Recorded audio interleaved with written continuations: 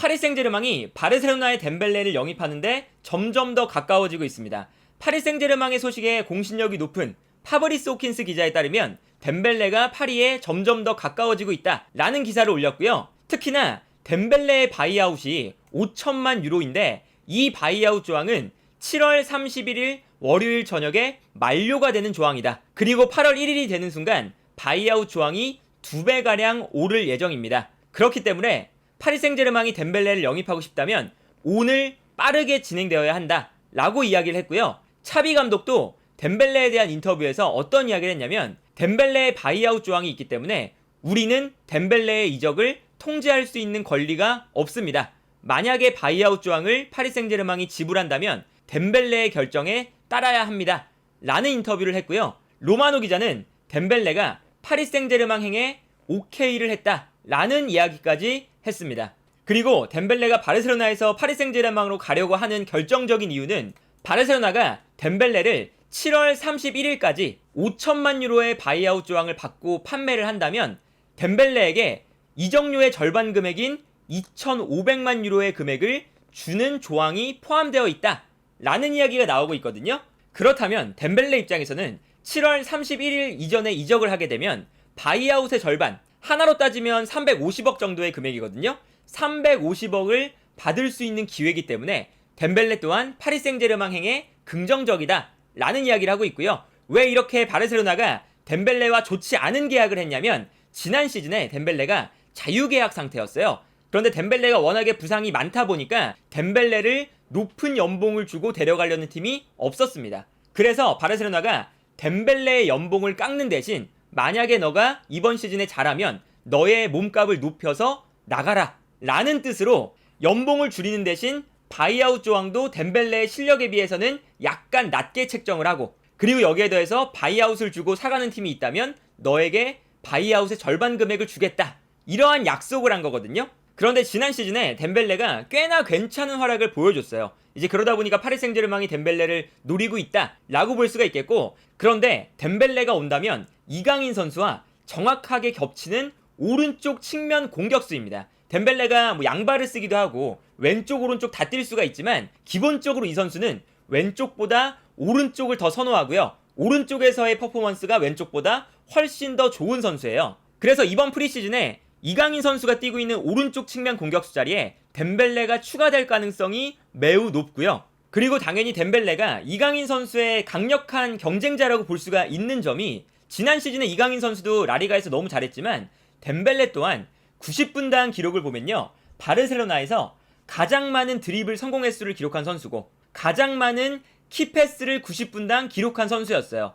그리고 결정적인 찬스도 분명히 많이 만들어낸 선수였거든요. 그래서 이강인 선수와 비교했을 때도 드리블 성공 횟수, 키패스 횟수, 결정적인 찬스를 만든 횟수가 당연히 조금 더 높게 나오고 있습니다. 물론 이 기록은 덴벨레는 바르셀로나에서 뛰었고 이강인 선수는 마요르카에서 뛰었기 때문에 기본적으로 공격하는 시간의 차이가 엄청나게 차이가 나기 때문에 그런 걸 고려해야 되긴 하겠지만, 당연히 덴벨레가 좋은 능력을 가지고 있는 오른쪽 측면 공격수이기 때문에 이강인의 강력한 경쟁자가 될 가능성은 높을 수밖에 없고요. 다만 덴벨레가 부상이 워낙에 많은 선수죠. 그러다 보니까 아까 이 기록도 90분당 기록으로 보면 이강인보다 덴벨레가 드리블 성공 횟수나 키패스 횟수나 결정적인 찬스를 만든 횟수가 조금 더 높지만, 전체적인 기록을 놓고 보면 이강인이 덴벨레보다 드리블 성공 횟수, 키패스 횟수, 결정적인 찬스를 만든 횟수가 더 많거든요. 왜냐면 덴벨레는 지난 시즌도 햄스트링 부상으로 17경기를 빠졌던 선수고요. 매 시즌마다 부상 이력이 기본적으로 많은 선수입니다. 그래서 바르셀로나가 덴벨레가 폼을 찾으면 분명히 좋은 활약을 펼치는데 폼을 찾기까지의 시간이 많이 걸리고 부상을 많이 당하다 보니까 바르셀로나 입장에서도 덴벨레가 어느 정도 방출이 돼도 괜찮은 선수 중에 한 명이거든요. 그러다 보니까 덴벨레가 온다고 하더라도 덴벨레가 경기에 많이 못 나오게 된다면 자연스럽게 이강인 선수가 오른쪽 측면 공격수 자리에 나올 가능성이 매우 높고요. 그리고 덴벨레의 성향을 생각을 해봤을 때 하키미와의 공존이 그렇게 좋지 않을 수가 있습니다. 그리고 엔리케 감독이 아마 이강인과 하키미 그리고 덴벨레를 이번 프리시즌 전술들을 보면 어느 정도 로테이션을 돌릴 가능성이 높거든요. 이번 프리시즌에 이강인을 활용하는 방법을 보면 이강인이 안쪽으로 들어오고 하키미를 직선적으로 올려서 일단 오른쪽 측면을 넓게 활용을 합니다. 그리고 동시에 왼쪽 풀백에는 리카 에르난데스처럼 3백을 만들 수 있는 자원을 배치를 시켜서 자연스럽게 3백을 만들죠. 그리고 왼쪽 측면에는 르미나처럼 직선적인 선수를 활용해서 왼쪽에서는 르미나, 오른쪽에서는 하키미를 활용하는 이러한 형태를 만들게 되거든요. 그런데 이강인과 하키미가 없을 때는 반대로 하키미 대신 왼쪽 측면에 직선적인 풀백을 배치를 시켜서 오히려 오른쪽 풀백 자리에 마르키뉴스를 배치할 때도 있어요. 그래서 물론 이제 누누 멘데스가 아직 프리시즌에 나오진 않았지만 왼쪽 풀백을 직선적으로 올리고 왼쪽 측면 공격수로 나오는 선수가 중앙으로 자연스럽게 들어가주고요.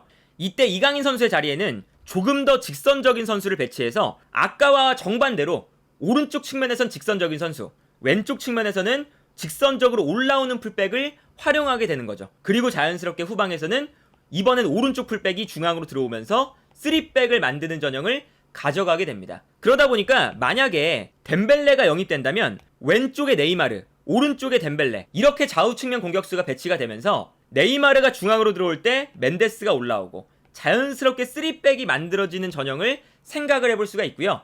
덴벨레가 기본적으로 이강인과 다르게 중앙으로 들어오는 스타일보다는 조금 더 직선적으로 움직여주고 측면을 넓게 쓰는 측면 공격수거든요. 지난 시즌 덴벨레의 활동 반경을 봐도 중앙 지역으로 들어오기보다는 조금 더 측면 지역으로 직선적으로 움직이는 모습을 볼 수가 있었죠. 그래서 프리시즌에 엘리케 감독이 쓰는 전술을 보면 덴벨레가 파리 생제르맹에 왔을 때 덴벨레와 이강인이 번갈아 가면서 나올 가능성이 매우 높아요. 그래서 단순하게 말하자면 하키미가 나올 때는 이강인과의 조합, 그리고 만약에 하키미가 나오지 않을 때는 덴벨레가 오른쪽 측면에 위치하면서 측면을 넓게 사용을 하는 이러한 형태를 아마 엘리케 감독이 생각하고 있지 않나 라는 생각이 들고요. 그리고 만약에 하키미가 나올 때도 엘리케 감독이 덴벨레를 오른쪽 측면에 쓰는 걸 선호한다 라고 했을 때도 이강인 선수의 장점 중에 하나는 범용성이 높다는 거죠. 이강인은 이제 오른쪽 측면뿐만 아니라 왼쪽 측면 그리고 중앙 미드필더도 볼 수가 있기 때문에 덴벨레가 나올 때는 이강인이 중앙 미드필더로도 나올 수가 있거든요. 그래서 만약에 덴벨레가 오른쪽 측면에 나오면서 파리 생제르맹이 왼쪽 측면의 풀백을 높게 올리고 네이마르가 중앙으로 들어오고 자연스럽게 3백이 만들어질 때 이때 덴벨레가 오른쪽 측면을 넓게 쓰고 왼쪽 풀백이 왼쪽 측면을 넓게 쓴다면 이강인이 중앙 미드필더로 나왔을 때 약간 올라와 주면서 네이마르와 이강인이 왼쪽과 오른쪽에서 공격형 미드필더 역할을 수행하게 되는 이러한 형태도 충분히 가능하거든요.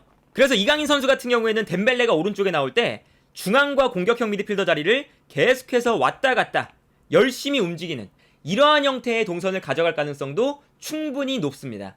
그리고 중앙 미드필더뿐만 아니라 네이마르 또한 부상이 많기 때문에 네이마르가 없을 때는 이강인 선수가 또 왼쪽에서도 뛸 수가 있잖아요. 그래서 왼쪽 측면에서도 뛸 수가 있고 덴벨레가 있는 오른쪽 측면에서도 뛸 수가 있고 중앙 미드필더 자리에서 뛸 수가 있고 특히나 프리시즌의 경기를 보면 지금 파리 생제르맹의 미드필더 라인들이 워낙에 투박한 선수가 많아서 이강인처럼 볼을 조금 더 중앙에서 소유해주고 전방으로 전개할 수 있는 선수가 중원에서도 필요한 상황이거든요. 그렇기 때문에 덴벨레가 오른쪽 측면에 나올 때는 이강인을 중앙 미드필더로 활용하는 방안도 엘리케 감독이 아마 많이 고민할 가능성이 높다. 그래서 만약에 덴벨레가 파리 생제르맹에 온다면 당연히 오른쪽 측면 공격수로 뛰기 때문에 이강인의 경쟁자가 될 수밖에 없지만 기본적으로 덴벨레가 부상이 많다는 점, 그리고 덴벨레와 이강인의 스타일이 확연하게 달라서 엘리케 감독이 지금 프리시즌에 보여주는 전술을 보면 덴벨레와 이강인을 번갈아서 쓸 가능성이 높다는 점, 그리고 이강인 자체가 왼쪽 오른쪽 중앙 미드필더를 가리지 않고 모두 뛸 수 있기 때문에 덴벨레가 나올 때도 이강인이 다른 자리에서 뛸 수 있다는 점, 여러 가지를 고려해보면 덴벨레가 영입되었을 때도 이강인 선수가 뛸 수 있는 시간을 확보하는 데는 그렇게 어려운 건 아니다. 그리고 덴벨레가 온다면 아까 설명드린 것처럼 여러 가지 컨셉의 전술을 활용할 수가 있기 때문에 파리 생제르맹 입장에서는 덴벨레의 영입이 아마 큰 도움이 될 거고요. 그리고 다양한 전술을 활용하다 보면 이강인 선수의 활용법도 늘어나기 때문에 이강인 선수에게도 분명히 좋은 측면이 있다, 이렇게 볼 수 있지 않을까 합니다. 그래서 덴벨레가 영입된다 하더라도 이강인 선수가 그렇게 큰 걱정을 할 것까지는 없지 않다 라는 생각이 드네요.